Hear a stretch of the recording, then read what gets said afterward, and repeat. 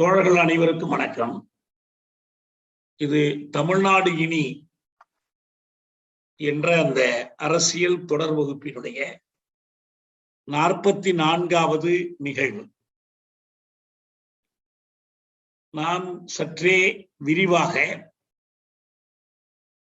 தமிழகத்தின் கல்வி வரலாற்றை பற்றி பார்த்து கொண்டிருக்கிறோம். கல்வி வரலாறு என்பது வெறும் கல்வி வரலாறு அல்ல, அது சமூக அரசியல் வரலாற்றோடு தொடர்புடையது. நம் காலத்திய கல்வி முறை, கல்வி தொடர்பாக நாம் சந்திக்கிற சிக்கல்கள், அல்லது நான் சொல்வது போல கல்வி களம் என்பது அரசியல், பொருளியல், பண்பாட்டோடு நெருங்கிய தொடர்புடையது. அதுபோலத்தான் கடந்த காலத்திலும். அப்படி பார்க்கிற போது கல்வி வரலாறு என்பது நாம் அறிந்திருக்கிற தமிழ் சமூகத்தினுடைய பண்டை காலம் தொட்டு இந்த புதும காலம் வரையிலான இந்த வரலாற்றை நாம் பார்க்க வேண்டி இருக்கிறோம். பெரும்பாலும் வரலாற்று எழுத்தியல் என்பது, ஹிஸ்டாரியோகிராபி என்பது, மன்னர்களை பற்றி, மன்னர்களுடைய நடத்திய போர்களை பற்றி, அவர்கள் வளர்த்த கலைகளை பற்றி இருக்கக்கூடிய அளவுக்கு சமூக வரலாறாக, மக்கள் வரலாறாக அமைந்திருக்கவில்லை. பெரும்பாலும் இதுக்கு விலக்குகள் உண்டு, ஆனா பெரும்பாலும் அப்படித்தான் இருக்கு. ஆனால் அதற்கிடையில் போய் நாம் சமூக வரலாற்றை தேடி எடுக்க வேண்டிய ஒரு கட்டாயத்தில் இருக்கிறோம். அந்த முறையில்தான் நாம் சங்ககாலம் தொடங்கி, சங்க காலத்திற்கு முன்னாலேயும் சமூகம் இருந்தது, ஆனால் சங்ககாலம் என்பதிலும் அது கடைச்சங்க காலத்திலிருந்து தொடங்கி கல்வி வரலாறு, தமிழக மக்களுடைய கல்வி வாய்ப்புகள், கல்வி உரிமை, கல்வி தொடர்பான நிகர்மை, கல்வியில் சமூகம் வகித்திருக்கிற பங்கு, பெற்றோர் வகித்திருக்கிற பங்கு, ஆட்சியாளர்கள், அரசர்கள் வகித்திருக்கிற பங்கு என்று இதை பற்றியெல்லாம் விரிவாக நாம் பார்த்து கொண்டிருக்கிறோம். அந்த வகையில் தான் நாம் இப்ப இதுக்கு முன்னால நாம் பார்த்திருக்கிற அந்த கல்வி வரலாறு என்பது சங்க காலம், சங்கம் மருவிய காலம், பாண்டியர் காலம், பல்லவர் காலம், சோழர் காலம் வரைக்கும் நம்ம பார்த்திருக்கிறோம். இதற்கிடையில் நமக்கு சென்ற முறை நம்முடைய தோழர் தகடூர் சம்பத் ஒரு கேள்வி எழுப்பினார். நிறைய மன்னர்களை பற்றி, அரசர்களை பற்றி எல்லாம் சொல்றீங்க, அதியமானை பற்றி எல்லாம் எதுவும் சொல்லலையேன்னு சொன்னார். அது ஒரு யோசனை நமக்கு கொடுத்தது. என்னன்னா, மூவேந்தர்களால் தமிழகம் ஆளப்பட்டது, சேர சோழ பாண்டியர்களால் என்று சொல்லுகிற போது 4வதாக ஒரு பேரரசாக பல்லவர்கள் சேர்ந்து கொள்றாங்க. பல்லவர்களுடைய காலம் என்பது சற்றொப்ப 550 ஆண்டுகள் பல்லவர்கள் ஆட்சி புரிந்திருக்கிறாங்க. அவர்கள் வெறும் தொண்டை மண்டலத்தை மட்டுமல்ல, சோழ மண்டலத்தையும் ஆட்சி புரிந்திருக்கிறாங்க. பாண்டிய நாடு மட்டும் கொஞ்சம் பிழைத்து இருந்திருக்கிறான் அவ்வப்போது. ஏன்னா பாண்டியர் வரலாறு என்பது களப்பிரர் காலம் நீங்களாக, பாண்டியர் வரலாறு தொடர்ச்சியான வரலாறு. இந்த மன்னர்கள் ஆளுகிற அதே காலத்தில் குறுநில மன்னர்கள், சிற்றரசர்கள், அவர்களும் ஆட்சி புரிந்திருக்கிறார். பேரரசர்களைப் போல சிற்றரசர்களுக்கும் சமூக வாழ்க்கையில், கல்வியில், கலைகளின் பெருக்கத்தில், சமூக வாழ்வில் ஒரு பங்கு இருந்திருக்கிறது. அந்த பங்கையும் நாம் தெரிந்து கொள்ள வேண்டியவர்களாக இருக்கிறோம் என்பது எனக்கு அவரு அதியமான் பற்றி சொல்லலன்னோட எனக்கு தோணுச்சு. அப்ப இந்த சிற்றரசர்களை பற்றி நாம் கொஞ்சம் தெரிந்து கொள்ள வேண்டும் அப்படின்னு சொல்லி கொஞ்சம் அந்த வரலாற்றுக்கு திரும்பி போகும். எப்படி சங்க காலம் தொட்டே மூவேந்தர்கள் இருந்தார்களோ, அதே போல் சங்க காலம் தொட்டே சிற்றரசர்களும் இருந்திருக்கிறாங்க. அதற்கான இலக்கிய சான்றுகள் நமக்கு அகநானூற்றில், புறநானூற்றில் கிடைக்கிறது. பிற்காலத்தில் கல்வெட்டுகள்ல கிடைக்குது. செப்பேடுகள்ல கிடைக்குது, நாணயங்களில் கிடைக்கிறது. எல்லாம் பிற்காலத்துல வளர வளரத்தான் கிடைக்குது. தொடக்க காலம் என்பது முழுக்க முழுக்க சங்க இலக்கியம் சார்ந்ததுதான். இப்ப கூட சங்க இலக்கியங்களை தொகுத்து வெளியிடுவதாக தமிழக அரசு ஒரு முடிவெடுத்திருக்கிறாங்க. நல்ல முயற்சி. ஏற்கனவே பல பேர் செஞ்சிருக்கிறாங்க. அரசே செய்யும் போது குறைந்த விலைக்கும் மக்களுக்கு போய் சேருகிற வகையிலும் இருக்கும். சங்க இலக்கியங்களை பொறுத்த வரைக்கும் அது ஏன் அவங்க திராவிட களஞ்சியம்னு பேர் சூட்டுறாங்கிறது எனக்கு தெரியல. சங்க காலத்தில் அப்படி ஒன்றும் திராவிடம்லாம் ஒன்றும் கிடையாது, எல்லாமே தமிழ் தான். இப்போ ஒரு உதாரணம் சொல்றதா இருந்துச்சுன்னா, சங்கத்தமிழ் எழுதியிருக்கிறாரு கலைஞர். இதுல ஒன்றும் திராவிடம் பற்றி எல்லாம் அவர் ஒன்றும் சொல்லல, தமிழ் பற்றி தான், சங்க தமிழை பற்றி தான் எழுதுறாரு. அதனால தேவையில்லாத ஒரு அரசியல் இதுல கொண்டு வந்து திராவிட கலைஞன் பேர் கொடுக்கிறது. ஏற்கனவே சொன்ன மாதிரி நம்ம படித்த வரைக்கும் பொது ஊழி 450 ஆண்டு கிட்டத்தட்ட, அதாவது கிபி 500க்கு நெருக்கமான ஒரு கட்டத்தில்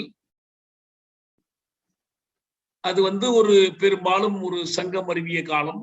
அதுக்கு பிறகுதான் களப்பிரர் மற்றதெல்லாம் வர்றாங்க. அந்த காலத்தில் வஜ்ரநந்தி என்ற ஒரு சமண முனிவர் இருந்தார். அவர் பெரும்பாலும் ஆரியர். அவர் மதுரையில் ஒரு சங்கம் தொடங்கினார். இந்த சங்கத்திற்கு பெயர் திரமிழர் சங்கம்னு பேர். திரமிழர் சங்கம் என்பதை நம்ம அந்த வரலாற்றை எழுதக்கூடிய ஆசிரியர்கள் திராவிடர் சங்கம் என்று எழுதுறாங்க.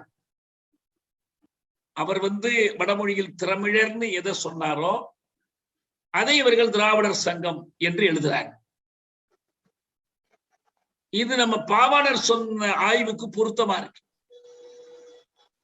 ஆரியர்களுக்கு தமிழர் என்ற சொல்லை உச்சரிக்க முடியாததால் அவர்கள் திரமிழர் என்று சொல்லி மிருது மெது என்று ஆனது போல திரமிழர் திராவிடர் என்று ஆகிவிட்டது என்று சொல்றார்.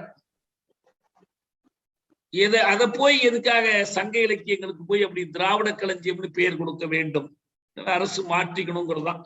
இன்னைக்கு என்னிட கூட ஒரு பேட்டி கேட்டாங்க. சரி, நான் சொல்றேன் என்ன கொஞ்சம் சான்றுகளோட திரட்டி தருவோம். இல்ல அவங்க தரப்புல விளக்கம் சொல்லணும், ஏன் அதுக்கு திராவிட களஞ்சியம்னு பேர் கொடுக்கணும். பிடித்தமான பேரை கொடுக்க முடியாது. நாளைக்கு தமிழக அரசு திராவிட அரசுன்னு மாத்தி அழைக்க முடியுமா என்ன? ஏற்கனவே இருக்கிற பேரை. இல்ல தமிழக வரலாற்றை திராவிட வரலாறா மாத்த முடியுமா? மாத்த முடியாது. இது ஒரு சர்ச்சையை தனியா இருக்கட்டும். ஆனா வர்றது நல்லது, அந்த நூல்கள் தொகுப்பு வருவது நல்லது. நம்ம இப்ப எங்கெங்கயோ தேடி தேடி எடுத்து படிச்சுக்கிட்டு இருக்கோம். அதை விட ஒரே தொகுப்பாக உரிய அறிஞர்களை கொண்டு அது தொகுக்கப்படணும், அது உரிய விதத்துல திருத்தப்பட்டு வரணும். அப்படி பார்க்கிற போது சங்க இலக்கியங்களின் அடிப்படையிலிருந்து நாம் இந்த சிற்றரசர்களையும் மன்னர்களையும் பற்றி தெரிந்து கொள்றோம். இப்ப நமக்கு எல்லாருக்கும் தெரிஞ்சது என்னன்னா, கிட்டத்தட்ட ஒரு 300 ஆண்டு காலம் களப்பிரர் காலம் என்பதற்கு நமக்கு சரியான விவரங்களே கிடைக்கல. அவங்க என்ன மொழிக்காரர்கள், என்ன செய்தார்கள் என்பது அதுக்கு 2-3 காரணங்கள் சொல்றாங்க. அவங்க பௌத்தத்தை கொண்டு வந்தாங்க, வைதிக மதத்துக்கு எதிராக இருந்ததுனால வைதிகர்கள் தங்கள் செல்வாக்கினால் அவர்களுடைய வரலாற்றை மறைத்து விட்டார்கள் சொல்லக்கூடியவங்க இருக்கிறாங்க. பிற்காலத்தில் கிடைத்த சில கல்வெட்டுகளை வைத்துக் கொண்டு அந்த காலத்தில் என்ன நடந்திருக்கலாம், அப்போ அவர்கள் பிராகிருதத்திற்கும் பாலி மொழிக்கும் ஏற்றம் கொடுத்தாங்க, வடமொழிக்கு ஏற்றம் கொடுத்தாங்க, தமிழுக்கு பிற்காலத்தில் ஒரு வாழ்வு கிடைத்தது அப்படின்னு சொல்றாங்க. அதை நீக்கிட்டு பார்த்தோம்னா இந்த சிற்றரசர்கள் குறுநில மன்னர்களை பற்றிய செய்திகள் சங்க காலத்திலும் சரி, அதற்கு பிறகு வருகிற ஆள்வது சோழரா இருக்கலாம், பாண்டியரா இருக்கலாம், சேரரா இருக்கலாம், எல்லார் காலத்திலும் இந்த சிறுநில மன்னர்கள் இருந்திருக்கிறாங்க என்பது நமக்கு தெரியும். இந்த மூவேந்தர்களாலேயோ அல்லது பேரரசர்களாலேயோ அவர்களை அழித்து விட முடியவில்லை. பார்க்க போனால் பேரரசர்களுக்கு இடையிலான போர்களில் அவர்களையும் சேர்த்து துணைக்கு அழைத்துக் கொள்றாங்க. அவங்களை ஏன் அழிக்க முடியவில்லை என்பதற்கு ஒரு முக்கியமான காரணம் என்னன்னா, குறிப்பாக குறிஞ்சி நில தலைவர்களா அவங்க இருந்தாங்க. மலைகளில் நடந்த ஆட்சி, இந்த மலை என்பது அவர்களுக்கு ஒரு உறுதியான அரணாக அமைகிறது. நீங்கள் திருக்குறள்லேயே நாடு என்பது என்ன என்று சொல்கிற போது, இருகுணலும் வாய்ந்த மலையும் மறுகுணலும் வல்லரனும் நாட்டிற்கு உறுப்பு என்று வள்ளுவர் சொல்வார். ஒரு நாட்டுக்கு என்னெல்லாம் உறுப்பா இருக்கணும், அரசை பற்றி சொல்றது வேற. இயற்றலும் ஈட்டலும் காத்தலும் காத்த வகுத்தலும் அல்லது அரசு, அது தனி. ஆனா நாடு எப்படி இருக்கணும் அப்படின்னு சொல்லும் போது, இருபுணலும், அதாவது மழை நீரும் ஊற்று நீரும், பொருத்தமான மலையும், இந்த மலை ரொம்ப முக்கியமா சொல்றார். மறுபுணலும், இது அந்த மலையிலிருந்து ஆறாக பெருகி வருகிற நீரும், வல்ல அரணம், நல்ல கோட்டையாக இருக்கிற பாதுகாப்பும் நாட்டிற்கு உறுப்பு என்று சொல்லுவோம். அப்போ நாட்டுக்கு மலை இன்றியமையாத தேவை. அதனால் இந்த மலை நாடுகள் என்பவை எப்போதுமே எதிரிகளால் பெரிதும் வீழ்த்தப்பட முடியாத வலுவான ஒரு அரண். ஒரு நாடு பாதுகாப்புக்கு பல காரணிகள் இருக்கு. இந்த மக்கள் அதற்கு அணியமாக இருக்கணும், வீரமான படை இருக்கணும், தலைமை இருக்கணும். ஆனா இயற்கை அமைப்பு எது ரொம்ப பொருத்தமானது ஒரு நாட்டின் பாதுகாப்புக்குன்னா அது மலைதான். இதுலயே நம்ம பின்னால படிக்க போறோம். அந்த கடையேழு வள்ளல்களில் ஒருவராக இருந்த அந்த மலையமான் ஓரி என்ற மலையமான் காரி, திருமுடிக்காரி, மலையமான் திருமுடிக்காரி அவருடைய முழு பேர். அந்த கடையேழு வள்ளல்கள்ல அவர் காரி ஒருத்தர். அவர் திருக்கோயிலூரை தலைநகராக கொண்டு ஆட்சி புரிந்தவரே. அவர் ஒரு மலை நாட்டின் தலைவராக இருந்த காரணத்தினால் ஆரியர் படையெடுப்பு என்பது பெரும்பாலும் ஆரியர்களுடைய நுழைவு, ஆரியர்களுடைய பண்பாட்டு படையெடுப்பாகத்தான் பெரும்பாலும் அமைந்தது. ஆனா சில நேரங்களில் அவர்கள் நேரடியா படை கொண்டு வந்து தாக்கிய ஒரு நிகழ்ச்சிகளும் இருந்திருக்கு. அதனால்தான் ஆரிய படை கடந்த நெடுஞ்செழியன் என்ற பெயர்லாம் இருக்கு. அதுக்கு விளக்கம் வெவ்வேறு விதமா கொடுக்குறாங்க. ஆரியப்படை என்றால் ரொம்ப உயர்ந்த சிறந்த படையை தோற்கடித்தான் அப்படியும் கொடுக்குறாங்க. ஆனால் இந்த மலையமான் திருமுடிக்காரியை எதிர்த்து மௌரியர்கள் படையெடுத்து வந்தார்கள். மௌரிய சாம்ராஜ்யத்தினுடைய ஒரு படையெடுப்பு நடந்தது. ஆனா இந்த மலையமான் திருமுடிக்காரி தனியொரு மன்னனாக இருந்து அதை வீழ்த்தினான் என்ற ஒரு வரலாற்றை பார்க்கிறோம். ஒரு பேரரசினுடைய படைகளை எதிர்த்து ஒரு சின்னஞ்சிறு அரசு, ஒரு குறிஞ்சிநில அரசு, மலையரசு இப்படி செய்தது. இதை படிக்கும் போது எனக்கு ஒரு பெரிய வியப்பு என்ன ஏற்பட்டுச்சுன்னா, இது இங்க மட்டும் இல்ல, உலகமெங்கும் வரலாற்றில் இதே போன்ற சம்பவங்கள் நிறைய இருக்கு. ஒரு உதாரணம், தென்னாப்பிரிக்காவில் வெள்ளையர்கள் நுழைந்து ஆக்கிரமித்த போது 1879 ஆண்டு ஜனவரி 22 நடந்த ஒரு போரை பற்றி ஃபிரெட்ரிக் எங்கெல்ஸ் எழுதியிருக்கிறார். இல்லைன்னா நமக்கு தெரிஞ்சிருக்க. நான் ஏற்கனவே தென்னாப்பிரிக்க விடுதலை போராட்ட வரலாற்றை இசாந்திலவானா முதல் பிரிட்டோரியா வரைகிற ஒரு தலைப்புல நான் புத்தகமா எழுத ஆரம்பிச்சேன். அது பல புத்தகங்களை போல அது பாதியா நிக்குது. இந்த இசாந்திலவானா என்பது ஒரு குன்று. அந்த தென்னாப்பிரிக்காவினுடைய ஒரு பகுதியாகிய ஜூலு பகுதியில அது ஒரு குன்று. அந்த ஜூலு இன மக்களுடைய தலைவன் அவன் தான் செக்ஷ்வாயோ, அவனை மன்னன்னு சொல்றாங்க. மன்னர் செக்ஷ்வாயோ அவர் தலைமையில் அவங்க இருந்தாங்க. இந்த பிரித்தானியர் சூலுக்களை தோற்கடிப்பதற்காக பல போர்களை நடத்தினாங்க. சூலுக்களை அடக்கணும் அப்படிங்கிறதுக்காக, அந்த பழங்குடி மக்களை அடக்குவதற்காக. அதை எதிர்த்து சூலுக்கள் தொடர்ந்து வீரஞ்செறிந்த முறையில போர் புரிந்தாங்க. இவ்வளவுக்கும் பிரித்தானிய படையிடம் பீரங்கியும் நவீன போர்க்கருவிகளும் இருந்தன. அவங்க சூலுக்கள் பெரும்பாலும் ஈட்டி, வேல் கம்பு, வில் அம்பு இதை வைத்துதான் போரிடுகிறாங்க. இப்பயே கூட நம்ம இதுலயே பாத்தீங்கன்னா, இந்த ஓரிங்கிற மன்னனுக்கு பேரே வல்வில் ஓரின்னு பேர். வில்லில் வல்லவன், வில்லாளன் அவன். அதனால்தான் வல்வில், அந்த வில்லில் வல்லவன்கிறதுக்காக. பெரும்பாலான இடங்கள்ல உலகம் பூராவும் பழங்குடி மக்கள், மலைவாழ் மக்கள், வேட்டையை நம்பி வாழக்கூடிய மக்கள். நமக்கு இங்க குறிஞ்சி நில மக்கள் அந்த வில் அம்பை நம்பித்தான் அவங்க எல்லாத்தையுமே செய்யறாங்க. வேட்டையாடுகிற அதையே வச்சுதான் போர் புரியுறாங்க. அப்ப இந்த இசாந்திலவானாவில அந்த 1879 ஜனவரி 22 அந்த இசாந்திலவான குன்றை பிரித்தானிய ராணுவம் முற்றுகையிடுது. எல்லா விதமான நவீன போர்க்கருவிகளோடு அவங்க இருக்கிறாங்க. அப்ப அந்த மன்னன் செஷ்வாயோ தலைமையில் இருக்கக்கூடிய இந்த ஜூலு பழங்குடி மக்கள் வேல், வில், அம்பு இவற்றை கொண்டு, ஈட்டி இவற்றை கொண்டு, ஏன்னா அது மலை மேல இருக்க, மலையிலிருந்து சட சட சடனை இறங்கி வருவாங்க. இந்த பீரங்கி படையில் இருக்கிற வெள்ளையர்களை குத்தி கொண்டுடுவாங்க. இவங்க சுட்டு ஒரு வரிசை செத்து விழுந்தா கூட இன்னொரு வரிசை அதனுடைய இறங்கி வர்றது நிறுத்தாது. அப்ப நெருங்கி நின்று சண்டை போடுவாங்க. இதுல எங்கெல்ஸ் இந்த போரையே வர்ணிக்கிறார், விரிவா வர்ணிக்கிறார்.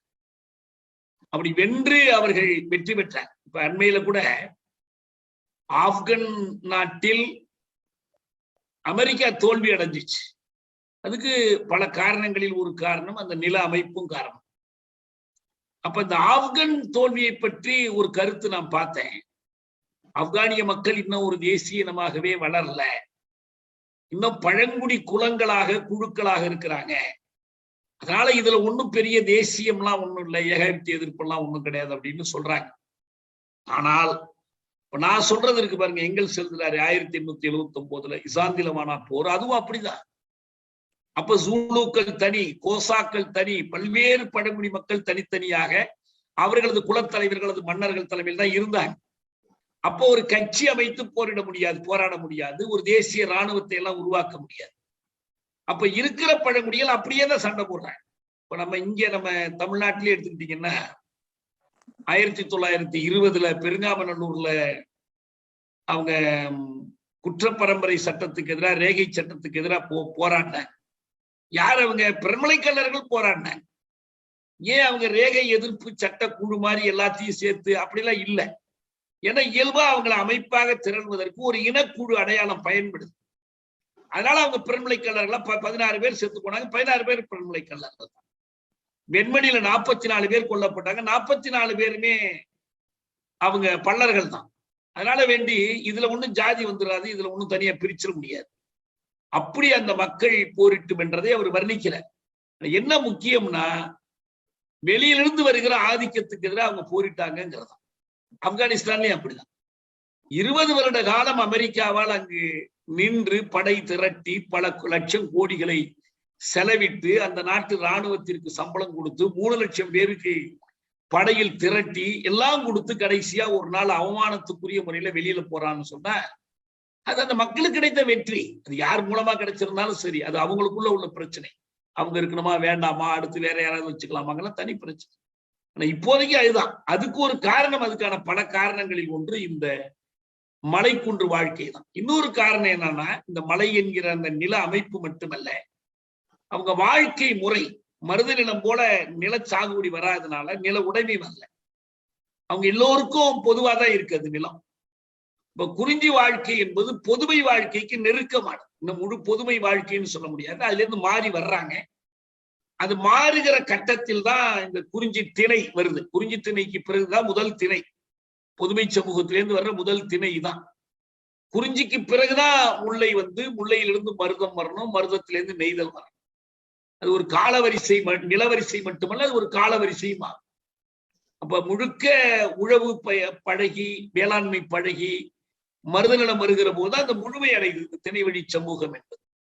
முல்லைக்கும் குறிஞ்சிக்கும் இடையில் இருக்கக்கூடிய அந்த பகுதி வறண்டு போய் அதனால் பெரிய அளவுல பஞ்சங்கள் ஏற்படும் போது அது பாலை நிலமாக அழைக்கப்படுது. ஒவ்வொரு திணைக்குமான இலக்கணங்களை எல்லாம் அவங்க சொல்லியிருக்கிறாங்க, இதை நம்ம பார்த்துருக்கோம்.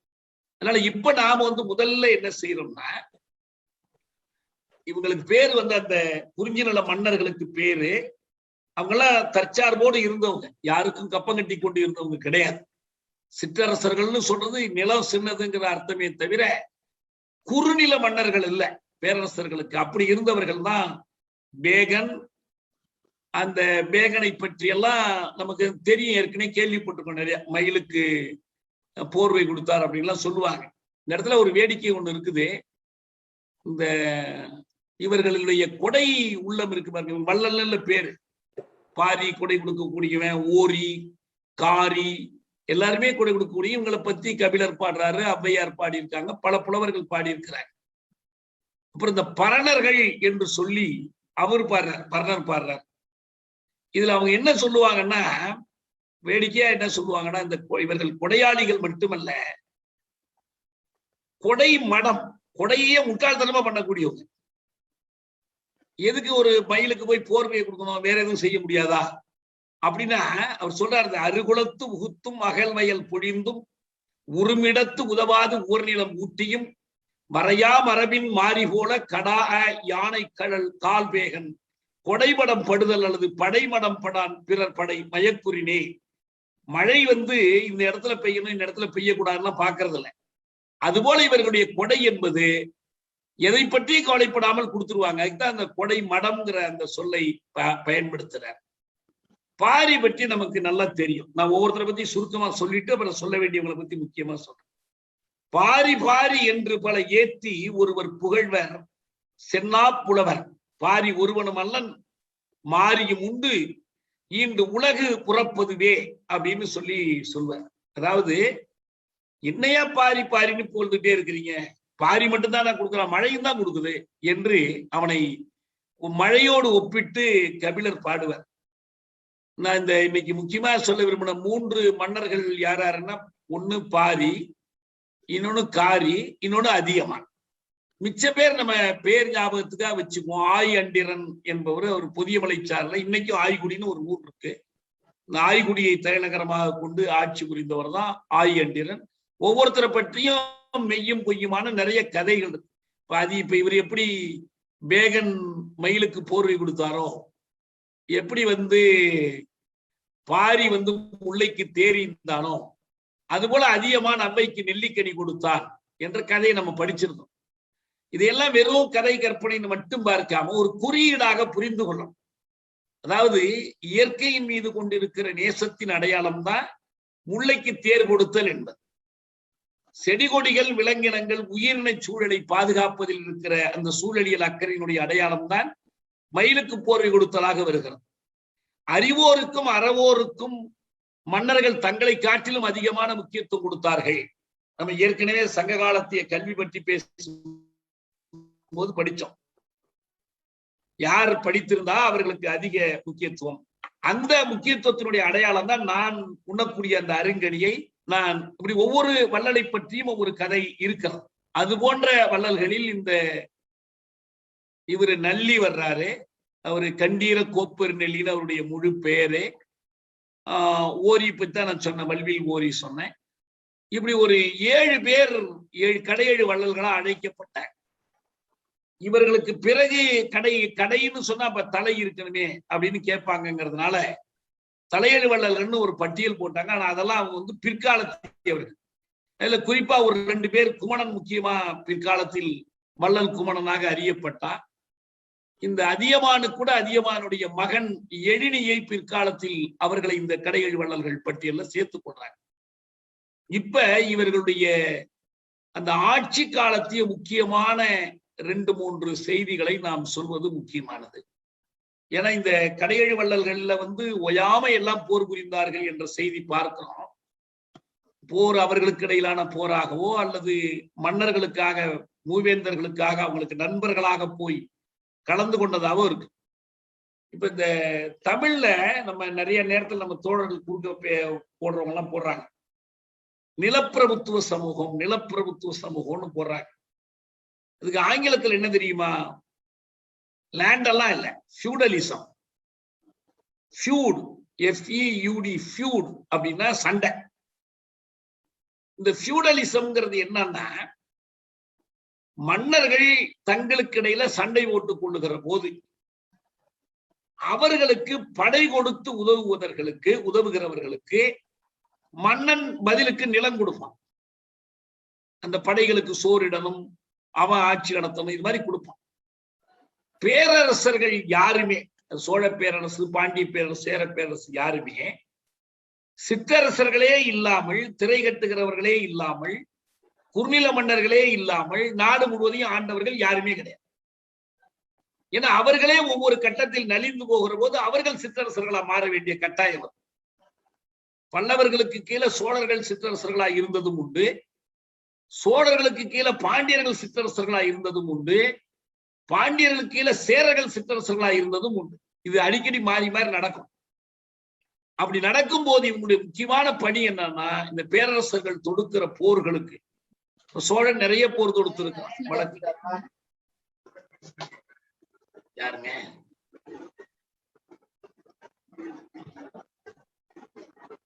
கொஞ்சம் முகிலன் மியூட் பண்ணாம இருக்கு, கொஞ்சம் குறுக்கு பேசாம இருக்க தயவு செஞ்சு. அப்படிப்பட்ட போர்களில் இந்த கடையெழு வள்ளல்கள் தொடர்பான 2 போர்கள் ரொம்ப முக்கியமானவை. அவங்களுடைய தன்மையை மட்டுமல்ல, மூவேந்தர்களுடைய உண்மையான இயல்பையும் தெரிந்து கொள்வதற்கு அது உதவும். நான் ஏற்கனவே சொன்னேன், இவன் கடாரம் கொண்டான், அப்புறம் சிங்களம் கொண்டான், அந்த மண்டலத்தை வீழ்த்தினான், இந்த மும்முடி சோழன் எல்லா இதையும் வீழ்த்தினான் என்றெல்லாம் ஒரு பக்கம் பெருமை பாராட்டி கொள்றோம். இலங்கை தீவு முழுவதையும் போய் கைப்பற்று பாண்டியன் கைப்பற்றுறான். முதல்ல சோழர்கள் கரிகாலன் காலத்துல கைப்பற்றுறாங்க, பிறகு ராஜராஜ சோழன் ராஜேந்திர சோழன் காலத்துல கைப்பற்றுறாங்க. இது சரியா சொன்னோம்னா நாடு பிடிக்கிறாங்கன்னு தான் அர்த்தம். இதையே அவர்களுக்கான பெருமைகளாக நாம் சொல்லிக் கொண்டிருக்கிற போது, அவங்க கடற்படை வைத்திருந்தாங்க, இந்த கடலே சோழர் கடலாக இருந்தது, அந்த நாடுகளை கீழ்ப்படுத்தினார்கள் அப்படின்லாம் படிக்கும் போது, இந்த குறிஞ்சி நில மன்னர்கள் தொடர்பாக அவர்கள் நடந்து கொண்ட முறை என்பது, அவர்கள் வள்ளல்கள், மக்களுக்கு நெருக்கமா இருந்தவர்கள், மக்களுடைய தலைவர்களாக இருந்தவர்கள், அவர்களை வீழ்த்துவதற்கு இவர்கள் என்ன பாடுபட்டார்கள் என்று பார்த்தா நமக்கு தெரியும். இந்த மூவேந்தர்களை ராஜபக்ஷிகளை போல நம்ம பார்க்கலாம். குறிப்பாக பாரியை வீழ்த்துவதற்காக, பரம்பு நில பாரியை வீழ்த்துவதற்காக தனித்தனியா அவர்களால யாராலையும் அவர்களை வீழ்த்த முடியல. இவ்வளவுக்கும் அது ஒரு சின்ன குறுநில பகுதி தான், நமக்கு தெரியும் தானே. இப்பயும் இருக்குதானே, பரம்பு மலை இருக்கிற இடம் தானே. கடைச்சங்க காலத்தை சேர்ந்த ஒரு குறுநில மன்னர் தான் அவர், வேளிர் குலத்தை சேர்ந்தவர். அதனாலதான் அவருக்கு வேல்பாரின்னு பேர். வேல்பாரின்னு ஒரு புதினம் வந்துச்சு இல்லையா, விகடன்ல ஒரு தொடரா வந்துச்சு இல்லையா, ஒரு முக்கியமான நூல் அது. அவர் இந்த நூல் வெளியீட்டு விழாவில் கூட அவர் வெங்கடேசன் பேசுகிற போது, அது என்ன பரிசு கொடுத்தாங்க, சாகித்ய அகாடமி பரிசு கொடுத்தாங்க. அவர் பேசும்போது கூட அவர் சொன்னார், இந்த வேல்பாரியினுடைய வரலாற்றை படிக்கிற பொழுது அதனுடைய இறுதி பகுதியில பாரியை அவர்கள் வீழ்த்திய முறை, பாரிக்காக போரிட்ட மக்களை அழித்த முறை என்பது நமக்கு முள்ளிவாய்க்காலை நினைவுபடுத்தும்னு அவர் சொல்றார். அவ்வளவு கொடிய முறையில் பாரி அவங்க நசுக்கினார். அது போன்ற அது ஒரு போர், இந்த கடையெழு வள்ளல்கள் சம்பந்தப்பட்டதுல ஒரு முக்கியமான போர். இன்னொரு போர் என்பது இந்த மலையமான் திருமுடிக்காரின்னு சொன்ன பாருங்க, திருக்கோயிலூரை மையமாக கொண்டு ஆட்சி புரிந்தவர். நம்ம இந்த வலையொலிகள்ல இந்த ஒவ்வொருத்தரை பற்றியும் கொஞ்சம் கதை கலந்த வலையொலிகள் வந்திருக்கு, நீங்க பாக்குறதெல்லாம் பார்க்கலாம். யாரோ சபரின்னு ஒருத்தர் போட்டிருக்கிறாங்க. ஒவ்வொரு கடையெழு வள்ளல்கள் ஒவ்வொருத்தரை பத்தியுமே படங்களோடு கூடிய, ஆனா கொஞ்சம் கற்பனை கலந்துதான் முழுக்க. ஏன்னா அவ்வளவுதான் முடியும், அவ்வளவு அவங்களுக்கு சுய அந்த வரலாற்றை சொல்லணும்னா கற்பனை கலக்காம சொல்ல முடியாது. அப்படி வருகிற போது எனக்கு கூட ஒரு சந்தேகம் வந்துச்சு. இந்த கடையெழு வள்ளல்கள்னு சொல்லி வர்றவங்களுக்கு எல்லாம் வாரி கொடுத்தாங்கலாம் வருதே, அது ஒரு மரத்து இது மயிலுக்கு போர்வு கொடுக்கறது மாதிரியோ அல்லது முல்லைக்கு தேரி இந்த மாதிரியோ அப்படி எளிதா போறது வேற விஷயம். ஆனால் மணிகள், பவுன், பொண்ணு, வைடூரியங்கள், அப்புறம் யானையை கொடுக்குறாங்க, குதிரையை கொடுக்குறாங்க. யானையை கொடுக்கறது கூட சரி, காட்டுல மலையில யானையை போய் பிடிச்சிட்டு வர்றாங்க, போருக்கு பயன்படுத்துறாங்க, வேலைக்கு பயன்படுத்துறாங்க, அந்த யானையை கொடுக்குறாங்க.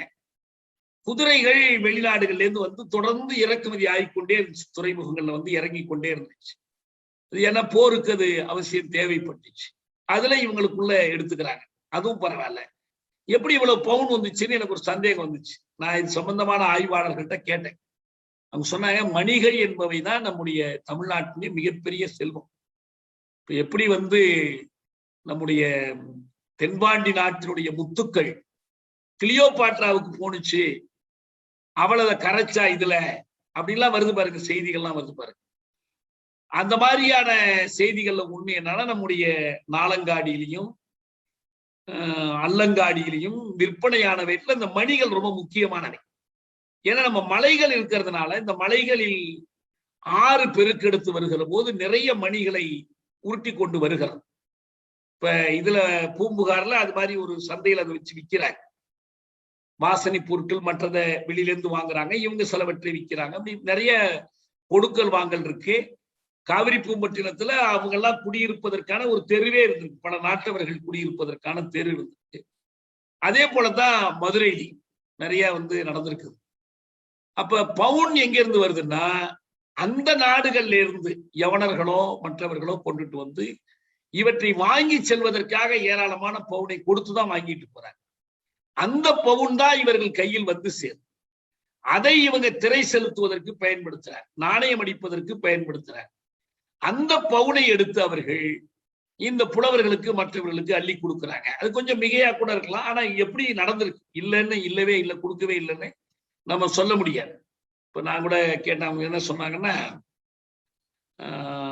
திணைத்துணையே நன்றி செய்யணும், பனைத்துணையாய் கொள்வார். அந்த பயன்பெறவங்க அதை ஒரு திணைத்துணை கொடுத்தாலும், ஏன்னா புலவர்கள் மிகைப்படுத்தலுக்கு பழக்கப்பட்டவங்க தானே, அப்ப ரொம்ப மிகைப்படுத்தி கூட அவங்க பாடி இருக்கலாம் அப்படின்னு சொல்றாங்க. அப்படி பாடும்போது, அப்படி இருக்கும்போது இந்த வேள்பாரியை அவர்கள் வீழ்த்திய முறை, இந்த புதினத்துல அந்த கதையை தான் அவர் எழுதுறாருன்னு நினைக்கிறேன். மூவேந்தர்களும் முற்றுகையிட்டு ஈவிரக்கமற்ற முறையில அந்த மக்களை ஒடுக்கிய பிறகு அந்த அவருடைய 2 பெண்கள் அங்கவை சங்கவை என்ற பெண்களை பாதுகாக்கிறார், கபிலர் பாதுகாக்கிறார். ஏன்னா இவ்வளவு சண்டைக்கு இடையிலையும் கூட தூதுவர்களாக இருந்தவர்கள் இந்த புலவர்கள் தான். எல்லோரையும் போய் பார்க்கிறாங்க, மூவேந்தர்களையும் பார்க்கிறாங்க, இவங்களையும் பார்க்கிறாங்க. கபிலர் சாதாரணமானவர் அல்ல, அவர் இந்த ஊர்க்காரர், அந்த பரமலைக்காரர். ஆனா அவர் மதுரையில் தமிழ் சங்கத்தை தலைமையேற்று நடத்திய ஒரு புலவர். அவர் அவ்வளவு பெரிய புகழ்பெற்ற பெரும் புலவர்.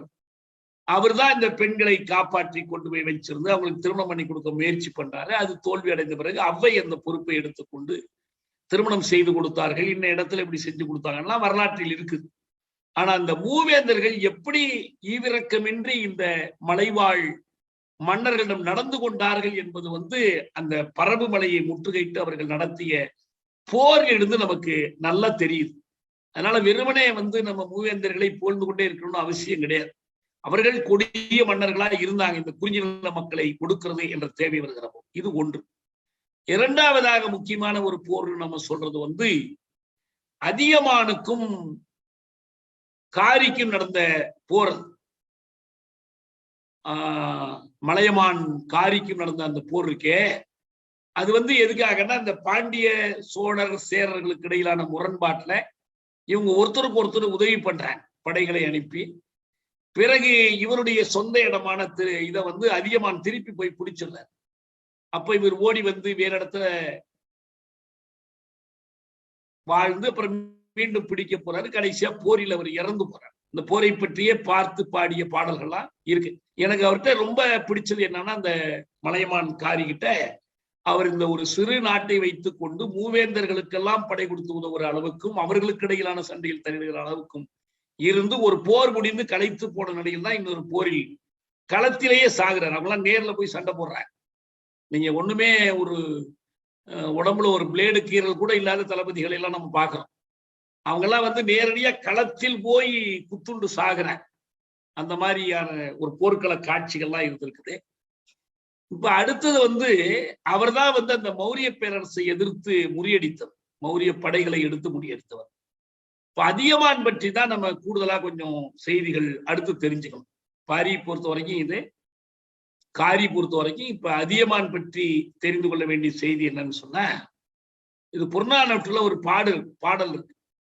ஊர்க்குறு மாக்கள் வெண்கோடு களாலின் நீர்த்துறை படியும் பெருங்கலில் போல இனியை பெருமை எமைக்கே மற்ற அதன் துன் அருங்கடாம் போல் இன்னாய் பெருமை. அதாவது என்ன பொருள்னா, பெருமகனே, பெரியவரே, நீ நீர்த்துறையில் படிந்திருக்கும் யானை அதன் மீது ஊர்ந்து அதன் கொம்புகளை கழுவும் மக்களுக்கு அடங்கி கிடப்பது போல. யானையை கொண்டு போய் குளத்துல கழுவும் போது அதன் மேலே ஏறி ஒருத்தன் இருந்து கொண்டு அதனுடைய தந்தங்களை கழுவுறான்.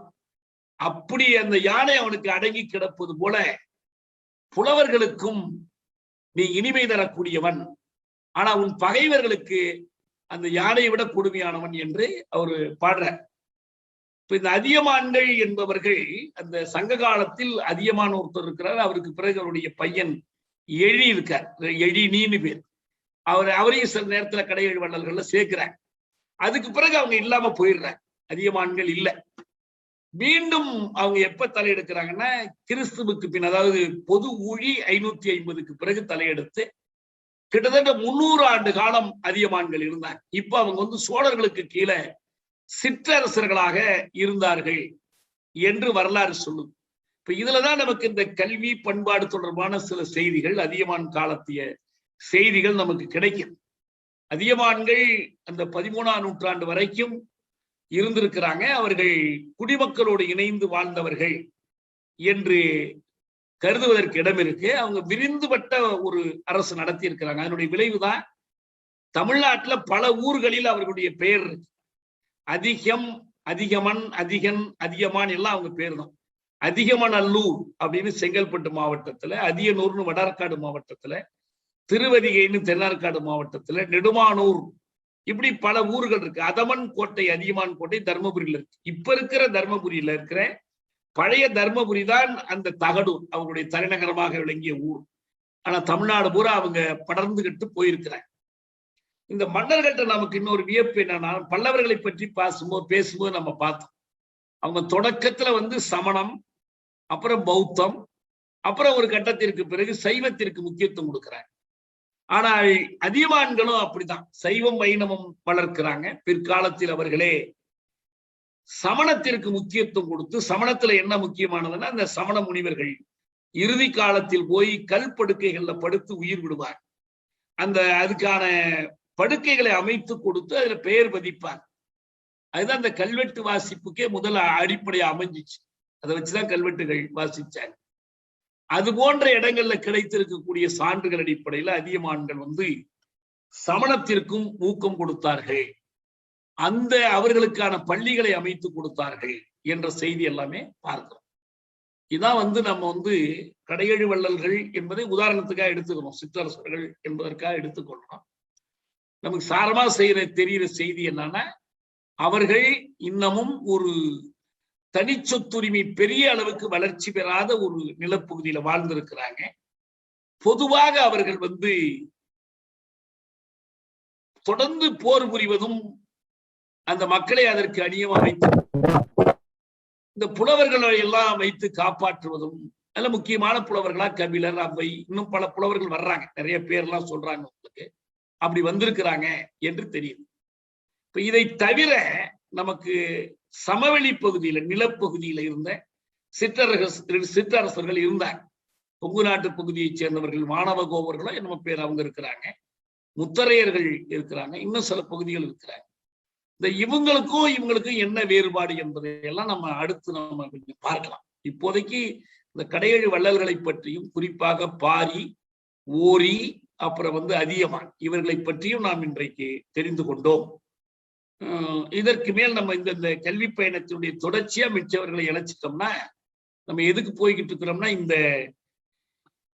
கல்வி பெரும்பாலும் அனைவருக்குமான கல்விக்கு முக்கியத்துவம் கொடுக்கிற ஒரு சமூகம் என்ற நிலையிலிருந்து இப்ப நிறைய பேர் சொல்ற மாதிரி இது இப்படிதான் இருக்கு, 4000 வருஷமா இருக்கு, 2000 வருஷமா இருக்கு, அப்படிலாம் ஒண்ணும் கிடையாது.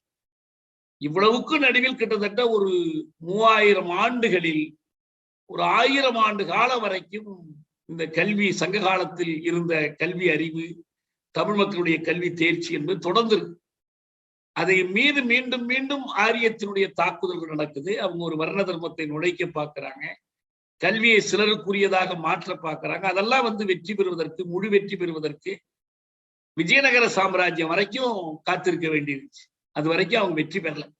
சோழர் காலத்துல வந்து ஒரு கட்டத்தில் அவர்களுக்கு இடம் கொடுக்குறாங்க, அப்புறம் அவர்களை கட்டுப்படுத்துறாங்க. கடைசி காலத்தில் மீண்டும் அவங்க தலையெடுக்கிறாங்க. இப்படி ஒவ்வொருத்தரை பத்தியும் நம்ம சொல்ல முடியும். இப்ப சோழர் காலத்துல ஒரே மாதிரி இருக்கிறது இல்லை. அதுல ஒரு கட்டத்தில் இப்படி இருக்கு, இன்னொரு கட்டத்தில் பல்லவர்கள் ஒரே மாதிரி இருக்கிறது இல்லை, பாண்டியர்கள் அப்படி இருக்கிறது இல்லை. இந்த செய்திகள் நமக்கு இதுல இருந்து தெரிய வருகிறது. இப்ப இதுல இருக்கிறதுலயே வந்து ஒரு இந்த பெருமன்னர்கள், பேரரசர்கள், திரை கட்டி கொண்டிருந்த குறுநில மன்னர்களை எல்லாம் காட்டிலும் மக்களுக்கு நெருக்கமாக, மக்களுக்கான தலைவர்களாக, நான் முந்தி கூட ஒரு தடவை சொன்னேன், நாட்டு பயணி என்ன எழுதுறாருன்னா, இந்த பாண்டி நாட்டுல கொண்டு வந்து நம்ம ஆலை துணிகள் மற்ற பொருட்களை இங்க விற்க முடியாது, ஏன்னா இங்க மன்னரே கோவணத்தோடு இருக்கிறார் என்று சொன்னதான் நம்ம படிச்சோம். அந்த மாதிரி இவர்கள் ஒரு பக்கம் அறிவுக்கும் இன்னொரு பக்கம் உழைப்புக்கும் முக்கியத்துவம் கொடுக்கிறாங்க. அவங்களுக்கு அகம் என்ற முறையில் காதலும் புறம் என்ற முறையில் போரும் தான் முக்கியமான பணிகளா இருந்திருக்கு. மக்களும் அதில் தான் ஈடுபாடா இருந்திருக்கிறாங்க. இப்ப நமக்கு வந்துகிட்டு இருக்கக்கூடிய புதிய சான்றுகளுக்கு இல்லை, இப்ப வெறும் இலக்கியம் மட்டுமல்ல, இலக்கியத்தில் கூறப்பட்டிருந்த செய்திகளுக்கான தொல்பொருள் சான்றுகள் அகழ்வாய்வுகள் மூலமா தொடர்ந்து நமக்கு கிடைச்சுக்கிட்டு, அது இன்னும் கூட பின்னுக்கு இன்னும் கிடைக்கலாம், இன்னும் நிறைய கிடைக்கலாம். இன்னும் ஒரு சிறு பகுதி தான் இப்ப வெளியே வந்திருக்குன்னு சொல்லி அந்த அகழ்வாராய்ச்சியாளர்கள் சொல்றாங்க.